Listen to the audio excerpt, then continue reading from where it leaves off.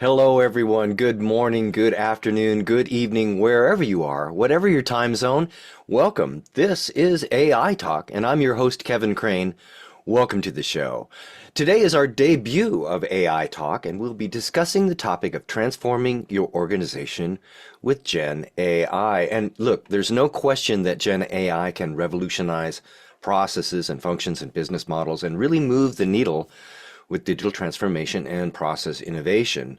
But how do you ensure that it's deployed responsibly and where it matters most? Today, we'll explore that subject with a great panel of experts. We'll discuss some key strategies for identifying the teams and functions where Gen AI can have the greatest impact. One of those areas of focus will be the use of AI agents. Indeed, many companies have adopted ChatGPT to enhance customer interactions with AI-driven chatbots, delivering 24/7 support and personalized responses. And so we'll take a look at that. Transformation is also happening in marketing and content generation. ChatGPT has revolutionized copywriting, enabling businesses to generate creative, relevant content at scale. And also internal processes like data and analytics and report generations, workflow automation. These have all been transformed, reducing human effort and increasing productivity in ways that were really not possible just a few years ago. So to that end, we'll cover how to develop a responsible Gen AI framework that shames strategies and tactics that matter. But how do you do it? Well, that's what we'll be covering today, and we'll be covering some important ground with a great panel of guests. But before I introduce our guests, I do want to say that we want to thank you all for attending today, and that includes folks that are joining us live on LinkedIn. So hello there, and also hello everyone joining us on Zoom today. Thank you so much for joining us. Please join us on Zoom for the full experience. It should be a great discussion today. Look, we want to hear from you too, so we'd like to encourage everyone attending today to participate. So please join in with your comments in the chat feature. And if you have a question along the way, please jump on in. I will attempt to get some of your questions into the flow of the show, and we'll have a few minutes also at the end for your questions. All right. Well, let's bring aboard our guests today, starting with our first guest, Yemi Olegbai. Yemi is the client director at Softwire. Yemi has been pivotal in shaping and delivering a number of Softwire's go-to-market strategies, including generative AI. Yemi, where are you calling in from? Hello, Kevin. I'm calling in from London, so I'm trying to get my camera on. There we go. Can you Welcome see? aboard, Yemi. It's so great to speak with you today. Hello, welcome aboard, Yemi. Also joining us today is Brian Phillips, Senior Manager, Pre-Sales Consulting at TELUS. Brian, welcome aboard. Where are you calling in from today? Thanks, Kevin. I'm calling in from Toronto, Canada. Nice, Toronto, Canada, wonderful. Also, joining us today is Martin Miller, ex-director of AI and ML productions at operations at Levi Strauss. Martin, where are you calling in from? Hey, Kevin. Hey, hello, everybody. I am calling in from lovely Pleasanton, California. Pleasanton. I've spent many times there in Pleasanton. Welcome aboard, Martin. Also joining us today is Richard Rogers, founder of Startup Tech Law. Richard, welcome aboard. Where are you calling in from? Hi, Kevin. I'm in Philadelphia, PA. Wonderful. All right, Yemi, Brian, Martin, welcome aboard today. We have a full panel and a full topic agenda of great topics today. I'd like to start us out in our discussion by pointing our attention to an article published recently by Forbes called AI Agents Will Be Key to Achieving ROI from AI. The article argues that AI agents will be crucial in achieving ROI from AI investments. It discusses the difference between AI agents and chatbots. AI agents are more advanced than chatbots as they can autonomously complete tasks and integrate reasoning and actions, reducing the need for human intervention in many, many processes. This can have a huge business impact. AI agents help businesses automate repetitive workflows, potentially freeing up time for more strategic tasks and enabling non-developers to create agents with no-code tools. Overall, look, the use of AI agents is expected to mature very quickly in 2024, 2025, and there's lots of opportunity, but some challenges also in the areas of governance, testing, and scalability. Gentlemen, I'd like to get your opinions on the article very briefly. I'd like to start with Yemi, if I could. Yemi, do you agree with the article that AI agents are driving innovation today? And if so, how? Yeah, I think it's an interesting article. I'll start with that just sort of more loosely. I think what it signals is this kind of shift, right? There's kind of different stages, I guess, of of AI, both in terms of its capability and in terms of how we use it. And it represents this kind of paradigm shift that I think is super exciting in terms of what it means for businesses, because it's more, or at least as far as the article purports, it's more than just it's not more than just about the technology. I think there is scope for it fundamentally, as it goes on, starting to change the organizational structure, of businesses and how they operate. And I think, there's still an element of having to sort of sift through the hype a little bit and to understand the limitations. But I think it does signal potentially a bit more of a fruitful relationship that businesses can have with AI in the future. It definitely seems like one area you can start moving the needle right away with the use of AI. Brian, do you agree with the article that AI agents are driving innovation today? Yeah, 100%. I mean, just think about how, just 5 years ago, we were still doing a lot of data entry, right? And we were trying to anticipate what our customers were looking for. And now with the agent, you can get more predictive, you can get more bang for your buck, if you will, when it comes to enabling these AI agents. They run pretty much 24/7. So you've got the scalability. You also have the trust factor in terms of the data that's being put forth and or capturing. And then, as we all know, data is king. And when you have a robust AI agent collecting that data, errors are really reduced to the high 90s, right? Well, and when errors are reduced, customers are more happy. I was just speaking with a group of users yesterday in an interview, talking about this idea of AI agents, and many users, I was surprised to find, actually preferred the use of AI agents to real agents. Martin, have you found that to be also your experience as well? Um, well, Kevin, let me buck the trend a little bit. I think there's a mixed response here. Okay. We have people still a little bit holding back for the validity of the information being provided, and so when it's containerized and shown to show value, then yes, I will go with the crowd and say the value's there. But there's still a lot of people holding back and finding problems with the data being presented. So it's not just a blind agent that they have to work with. It has to be concierge service. The data has to be groomed, and we want to know that the data is factually correct. And Richard, I know that when we talked earlier, you were very bullish on the use of agents. Tell me more. I think we're at a really early stage right now with a lot of people don't even know what agents are yet. And what impact it will make in the future is going to happen very quickly. If you think back even to last year when people started looking at ChatGPT and this amazement and awe of what it possibly could do, I think we're going to see that again when it becomes more accessible for people to start using agents, not just businesses, but individuals as well. Go out and book a hotel or travel. I think the data is really important, but I think also the accessibility is important. It's going to transform both the user experience as well as I think we need to shift, like we saw back 20 years ago, how data became open, your platforms became open, the proliferance of APIs. You're going to see the same thing now with agents. Is your site friendly? Is your backend available for these agents? You're going to have to look at, for instance, government systems. Can you file a trademark? Can you do a trademark search, for instance, if you're either in law or if you're in marketing? Your agents need to have access to that. And if your systems are not allowing that, the agent's not going to be any good to you. So I think there's going to be a change on both sides and a transformation that has to be from top down. You're going to have to do an AI audit within your organization for how accessible you are and how, I guess, willing you are to allow these agents to perform. Well, the article is called AI Agents Will Be the Key to Achieving ROI from AI, published by Forbes. It's over here in the chat feature in Zoom if you'd like to take a look at it. For those with us today, please do take a look at it. Let us know what you think. We'll are you using AI agents today? Do you have plans for using AI agents in the future? And what have been your thoughts and experiences with the idea of using AI agents to transform your organization in ways that matter? All right, well, gentlemen, thank you for that.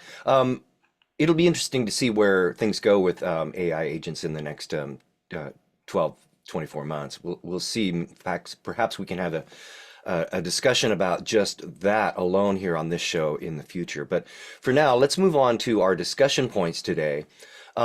Really talking about how we can use Gen AI to transform our organizations. And the first discussion point is identifying teams and functions where Gen AI will have the most impact. I think this is an important topic because, look, we need to have the right case studies for the use of Gen AI. You just can't expect to just start using it willy-nilly and find benefit in it. It must be applied to processes that matter.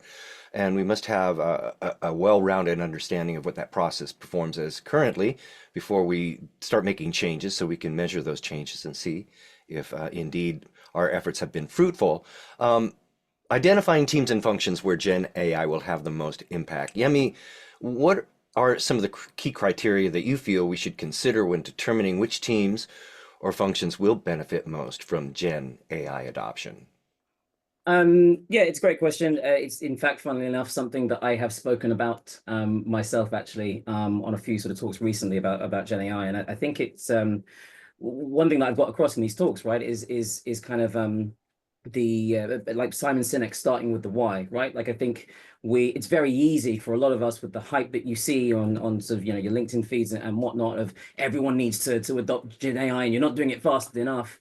But I think what that means is that people sort of jump in gung ho and they don't kind of take a step back, you know, to at least understand what are the priorities of the business, what's the strategic direction of the business, and how does AI fit into that journey and help it sort of accelerate or accentuate that. So it's difficult to say if there's any one particular you know, function, I guess. But look, in the work that Softwire is doing, obviously we consult with lots of companies in order to help them on their AI journey and that journey of adoption. And I guess what you find is the typical sort of culprits, right? So customer service, you know, customer service, for example, sales, marketing, and products being those kind of main functions where you know, there's a few easy wins. But obviously on top of that also there's you know, we're in the game of software engineering, software development. There's also just some operational efficiencies with that, some quick wins, as I like to call them, where you've got these kind of low-hanging fruit of various sort of different tools out there, you know, Copilot Studio, GitHub Studio, Codega, all these sorts of things that, again, we're seeing lots of customers look to us for help in consulting them on how they embed that within their sort of operational workflows.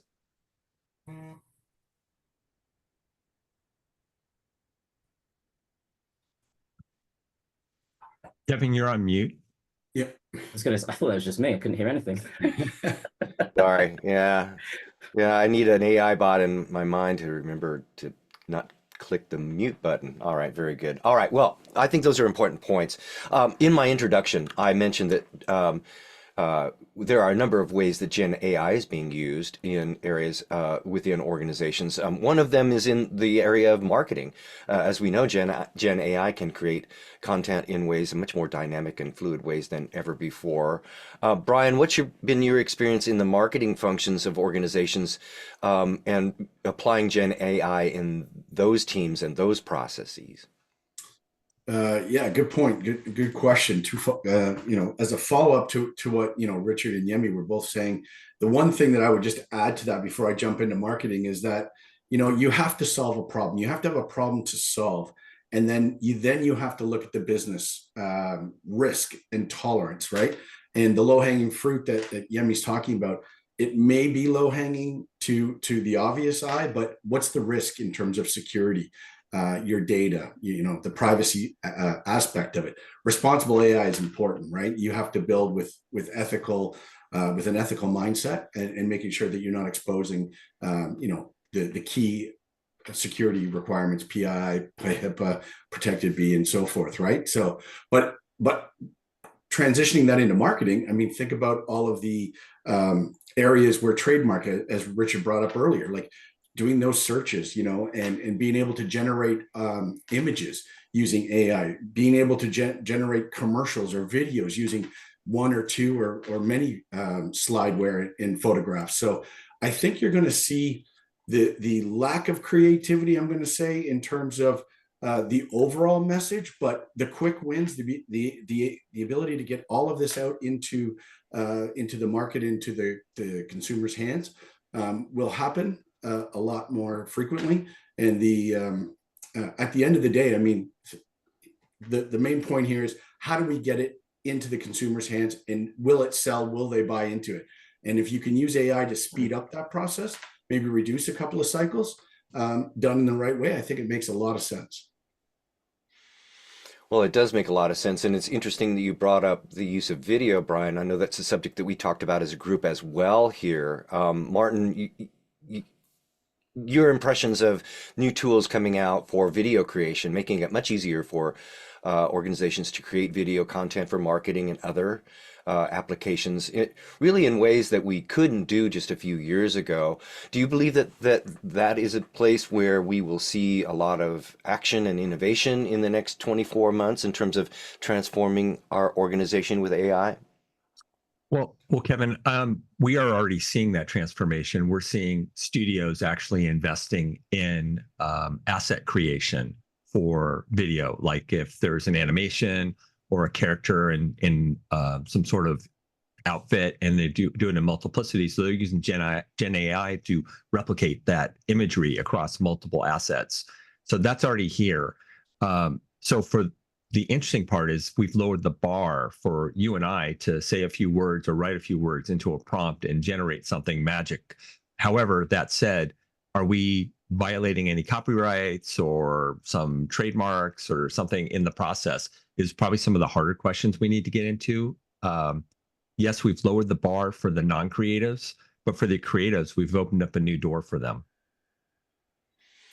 Well, I think it's going to be, I agree. I think it's going to be a game changer. And when you start pairing video content created dynamically and much more quickly, more easily, if you will, with the use of chat bots, that pairing together with data analysis, the process of data analysis that are available to us, I think those are starting to have a confluence that can really move the needle. But Martin, you brought up really the ethical use of data. Richard, I know that's an area that you are concerned with Startup Tech Law, the ethical use. What are some of the things that we must consider in our framework when it comes to the ethical use of Gen AI?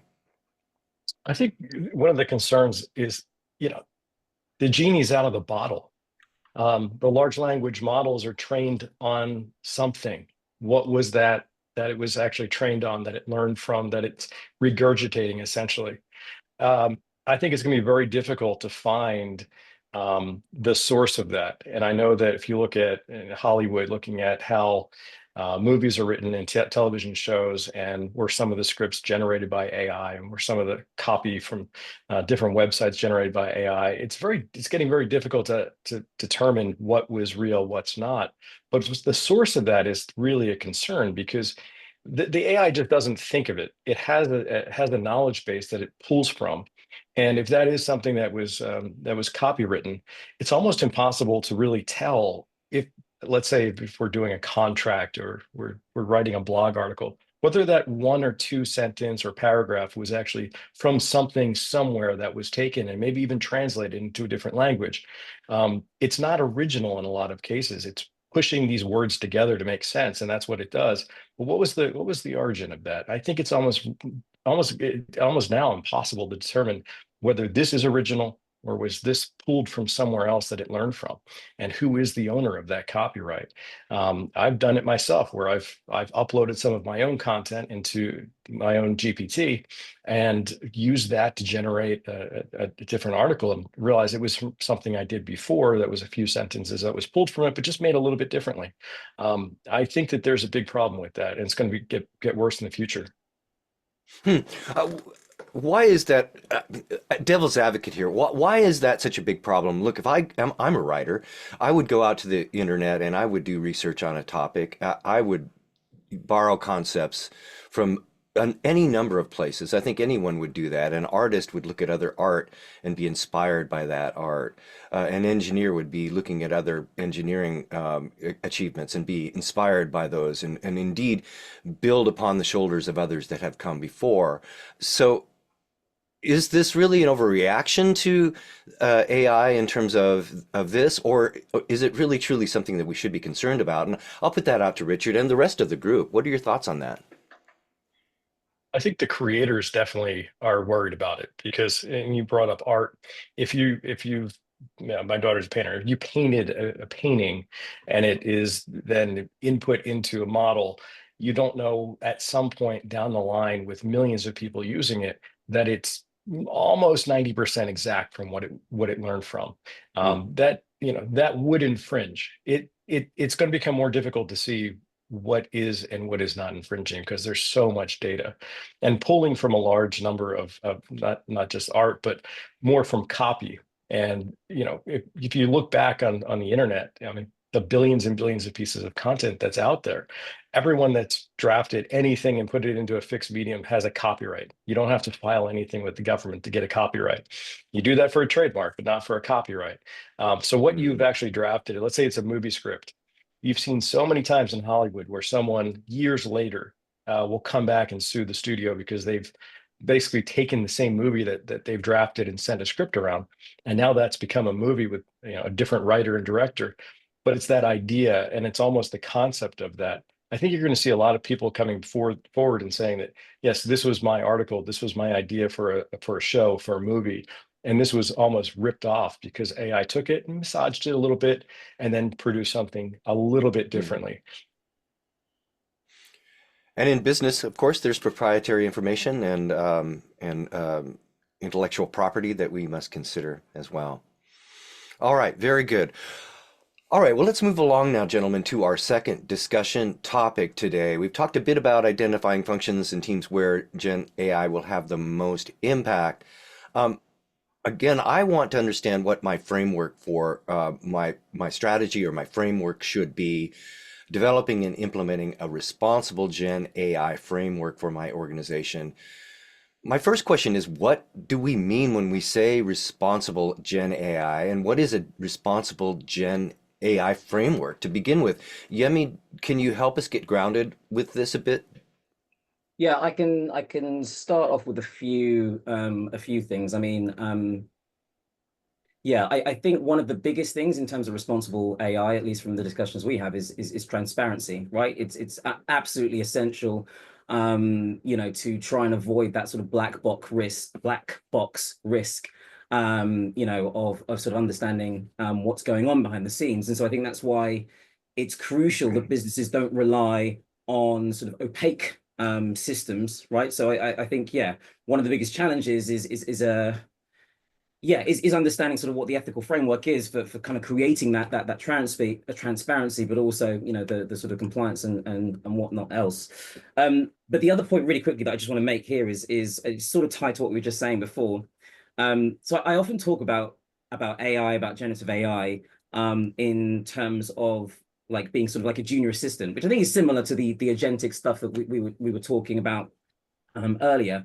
And I think with that, there is also a responsibility to, in the same way that if you had a junior assistant within your organization who, for the sake of this kind of analogy, this junior assistant has been trained on everything on the internet, but they're still a junior assistant. So let's say they're smart because they've been trained on all these patterns and whatnot, but they're not yet wise fundamentally because they're a junior assistant. So I think also with that responsibility comes a question of, human oversight, keeping a human in the loop, and how far do you keep a human in the loop along that process? We were talking about agentic AI earlier, and I think, sure, it's a fascinating sort of paradigm shift of where we are in generative AI, but I still don't think that completely removes the need for having human oversight in a lot of these activities in order to create that sort of transparency and that trust, whether it's with your business or with users. So yeah, I think those are some interesting things to explore. All right, very good. Well, Brian, Yemi is emphasizing the need to have a human in the loop.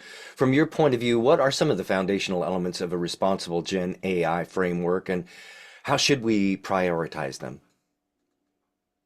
Yeah, great question. I think it starts with the governance structure, right? Like you have to have the right people sitting at the table. There's going to be a lot of stakeholders within any organization that's building responsible AI. You need to look at your authority, your risk factor, your rollout strategy, your rollback strategy, your data privacy and protection, and then the culture around that. What is the purpose of the AI? What is your end game? How are you using it to advance either your offering, your services, your products, anything that you're delivering to your customers? And does it make sense to do it using AI where you're not putting anything at risk, right? So risk is the biggest thing for us, in my opinion, for AI. Mitigating the risk with the proper guardrails, I think is the best way to look at that from a foundational aspect. And what kind of guardrails would you recommend? So let's look at design. Let's look at audit. Let's look at the ability to test, train these models. The LLMs, as everybody's been saying on this panel, they come from a data set that somebody has been using and populating openly across the World Wide Web, right? And we're in an area now where we need to trust some of that information. And if you're not doing the right training, if you're not using the right governance and the right ethical, cultural aspect to what it is you're using AI for, you can kind of get offline and end up in some of these little horror stories that you hear about with the hallucinations and AI making up its own mind. All right. And Martin, now you are the author of the book AI in a Weekend. I know we've talked about your book here in the past. From your perspective, how should we approach governance and accountability to ensure the ethical use of Gen AI across different teams? Sure. Hey, Kevin, this is a great topic. I mean, it's broad and sweeping, but we need to invest in our training and upskilling of team members. How we're all being pushed to do more with less time, less resource, and be cognizant of that. And let's step back for a minute and remember, machines don't know. Think about what I just said. The machines don't know. The machines only learn, and so they're just replaying what they've learned, but they don't know they're telling the right information. So you have to have a mechanism in place for the governance structure, as previously mentioned, some privacy, be able to extract that from training data, from training scenarios for how the data is going to be retrieved, utilized, more of an augmented intelligence path. I know people are jumping on the ChatGPT bandwagon, but there are other players in the game here besides your own privatized version. Just mentioning Anthropic's out there, we've got Google out there. Just to put that on the table, to remember that those players are going to help push the envelope, like the early days of search and where we got to search. I think we're going to get there with using the public sources the same way, where the model of the monetization and the fee structure, and then we get into all kinds of fun things about the privacy, where your vertical focus will be. If you're in pharma and you're going to rely on some molecular research, I certainly hope you're training on your own private data set and not just going out to the public internet. Good point. Good point. And it all depends on what it gets fed, what it's looking at and what it's learning from, and so prompt engineering and scope are important. Now, Richard, I know you are a technologist, but also an attorney. From your point of view, what steps should organizations take to address the potential biases and risks that can be embedded into Gen AI models? I go back to what Brian was saying before, understanding what is the end goal, what are you trying to do with AI, and then working backwards. And it depends on the size of the organization. Big enterprises, I think, will eventually have an AI officer, just like they have a data privacy officer that oversees that, or data protection. You're going to have somebody that has to understand AI, and now we're starting to see those roles open up, that can look at every touch point that AI has within an organization, internally as well as externally. Going back to marketing, if you think about how marketing automation tools over the last 15 or so years have been used by companies, they're programmed by somebody so that it's an if this, then that. If someone comes to a website, if there's a lead score mechanism in place, if they come back to this webinar and download or register, there's all of these components within a marketing automation tool that will then have a response based on a certain number of inputs and actions and triggers. The AI will have a lot of leeway, if programmed right, to do all of that automatically. So I would know if Kevin came to my website today, you come back next week, and I know that you're looking at trademark or copyright law. I could then send you a webinar, I could send you a white paper, whatever it would possibly be, so that I could get you into that funnel. And then I could actually have an AI bot that reaches out to you through email or through Slack. That communication would be done by someone and maybe an SDR in a company before. All of that's going to be given to an AI at some point, but it still needs that human oversight to essentially program it, but with a lot of rope. And I think that's where you're going to need somebody in the organization to know what is the touch point, how is it going to be used, and then have that input still from the marketing team or the compliance team to understand what's going to be said and how it's going to be utilized. All right, very good. We are here today with AI Talk. This is our debut episode. Thank you so much for joining us. We're here today with Richard Rogers, founder of Startup Law, Martin Miller, ex-director of AI and ML production operations at Levi Strauss, Brian Phillips, a senior manager at TELUS, and Yemi Olagbai, client director at Softwire. Gentlemen, thank you so much for being with us. If you have a question for one of our panelists or a comment, please enter it into the chat feature. In fact, gentlemen, we do have some questions and comments coming in, and if you don't mind, I'd like to take a little bit of time to address some of these great questions and comments. This one coming in from Rebecca. Rebecca says, as Gen AI becomes more autonomous, how should organizations make sure that their AI-driven decisions align with their core values and mission? Yemi, this is a great question. What are your thoughts?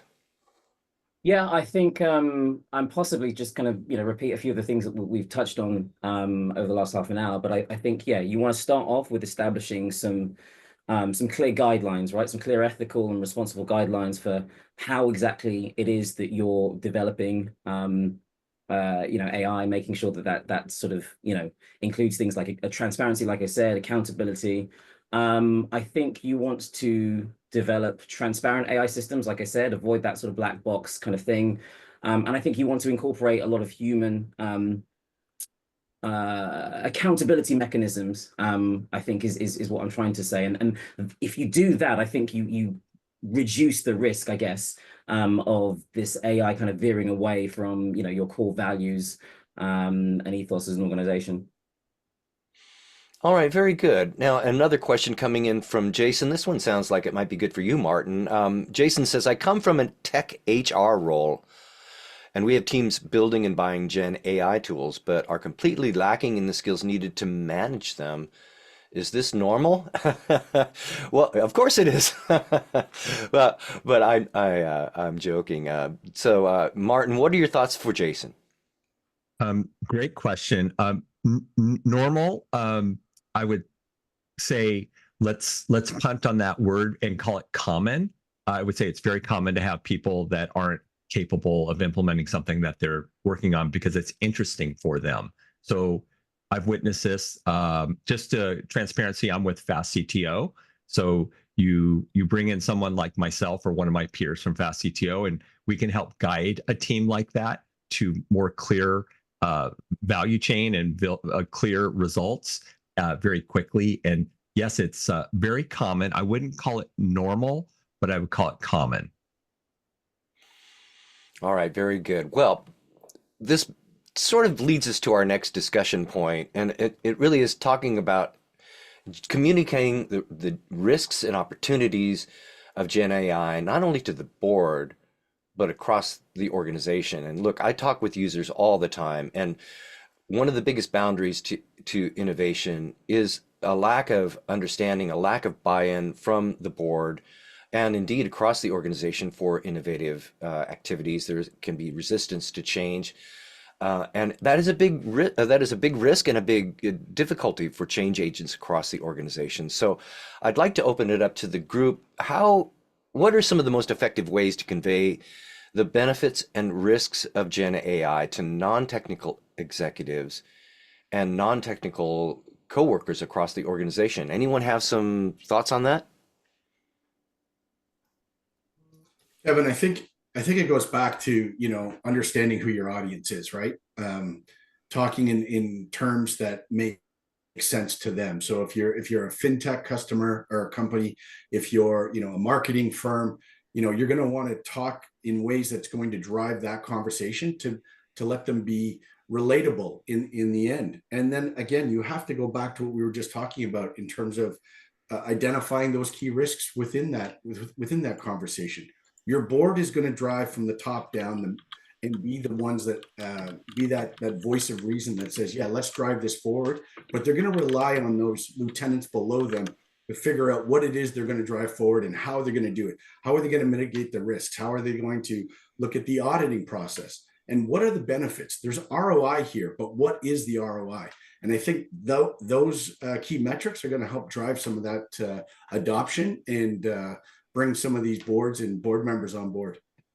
I think just to add to that, right? Like this whole, I mean, this is just one massive long journey, right? A journey which we started off with, some very sort of basic level AI, and then we had things like ChatGPT and then the agent stuff. I think it's a journey, and you have to make sure that you recognize that sort of, marathon, not a sprint thing when you are communicating, with your board, with stakeholders in the organization. But I think just touching on that ROI bit as well, I think it's about framing risks in terms of, in terms of business impact, right? So like that's a language that I think, the boards can definitely understand. And if you're connecting those risks to, I guess to familiar sort of organizational concerns, you're going to have a much easier journey on taking the board along with you on that journey as you go on. Now, gentlemen, Jason was mentioning that their team really lacked the skills to manage the tools. Is that normal? I think it kind of is, or typical. So what role does continuous education play in ensuring that employees and leadership understand and manage Gen AI in ways that reduce the risks and boost our success? Anyone have some thoughts on that? Okay, What I'll types take of that one. Go ahead. I think it's really important, and I think it's absolutely normal right now. Not many people know AI. They don't know what's out there. If you tell someone what's AI, they all think it is ChatGPT, to Martin's point, and bring up Anthropic, and they're like, "What is that?" There's other tools out there that are coming out that might even be better. There's AI, internal AI tools that are also just for your organization. I think that the companies, and again, it comes back to the scale of the company, how big they are. They should have an AI policy. And having that policy, you take that to the board. What tools are going to be used? What skills are going to be required now and in the next 3 to 5 years? How you're going to train your teams? That is all part of this policy that's needed now. And it should be something from the top down. Your thought leaders in each department need to think about how they're going to utilize that and come together in a cross-departmental program that will essentially take AI to the next level. I know a lot of companies are doing that now. The more progressive ones, definitely. And those that aren't are probably going to be a bit far behind from their competitors. So it's really important to get ahead of that right now, but it's absolutely common that not many people know what to do with it yet. Well, Rebecca is asking a question that is absolutely on my mind. Rebecca, we are both thinking the same thing. Suppose I'm a manager, a team leader, departmental manager, and I want to upskill my employees. What types of upskilling and training programs do you recommend to employees to fully harness Gen AI in their roles? Anyone? Are there specific training programs that we can point to? Yeah, Kevin, we have access to many things. I know we're on LinkedIn here, but LinkedIn Learning has many little courseware pieces out there. And with the similar name, Coursera, not to necessarily plug every commercial entity out there, has many generative AI training videos and courseware pieces for curriculum. It's a great way to start. And you also can get hands-on labs with these where you get to play with, in a sandbox, a chat bot and understand cause and effect of your prompt. It's really fun to go through those with a very easy to learn, easy to gravitate into the general workforce for training. And if you Very do good. that, right, Go to ahead. Yeah. Martin's point, that introduction, taking away, like, as you self-learn or you look at some of these opportunities with generative AI and how they may affect your everyday life or job, for example, just getting the fundamentals and the basics will help move that stigma or that thought of, oh my God, AI is going to replace my job. It's going to build airplanes for me now, and all these other notions. And I think education here is going to be key to get everybody on board. And you don't have to be, a software engineer to understand AI. And to Martin's point, touch it, play with it, get familiar with it. You'll be impressed. Trust me. I think just one thing to add to that, though. I think even if you are a software engineer, because I've spoken to sort of various engineers that I think do still hold some skepticism around generative AI. I think even then, still go around and play with it, right? Or if you can get yourself in a part of the business where you can do some experimentation, some prototypes, some pilots. The more, even as an engineer, the more that you play with it and use it and whatnot, the more that you will understand it, the more that you will then build that trust with it that allows you to understand exactly how, for your specific organization or for your role or for your team, how that can fit in and kind of, help whatever you're doing there. Yeah, Kevin, I think that it's also important for in an organization, all of the leaders within each department to look at what tools are out there.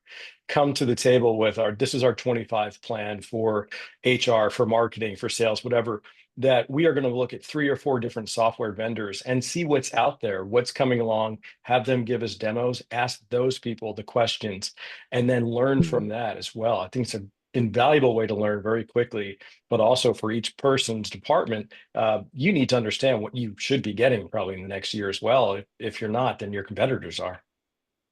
And just to top up on that, Kevin, real quick, if you look at the enterprise grade applications that are out there, the ServiceNows, the Workdays, the SAPs, the Salesforce, they all have an element of AI embedded in them for certain functionality to improve that experience, not only from the employee, but even the employer and their customers. Mm-hmm. How do they use that to gain confidence in their everyday work? These are things that we're seeing in my industry, where we're using AI to onboard, recruit, and get these new resources and assets up to speed much faster, and give them the confidence that they can deliver on their job and not spend all that time doing the robot type work. We like to say we take the robot out of the human using AI. All right, gentlemen. Unfortunately, we're just about out of time. But before I let you go, I'm wondering if each of you could please provide us with one quick action item that our viewers can use today to take advantage of your ideas and advice. Richard, do you have an action item for us today? I do, and it's only $20. And kind of what the other panelists were talking about. Use AI. Go to ChatGPT, which is very easy, and build yourself a GPT. You will learn how this tool will function, the inputs into the knowledge base, and the output that you need to generate, and what steps you need to get to that output. It's $20. You can cancel after 1 month, but build yourself a GPT. It's a really great way to start learning it.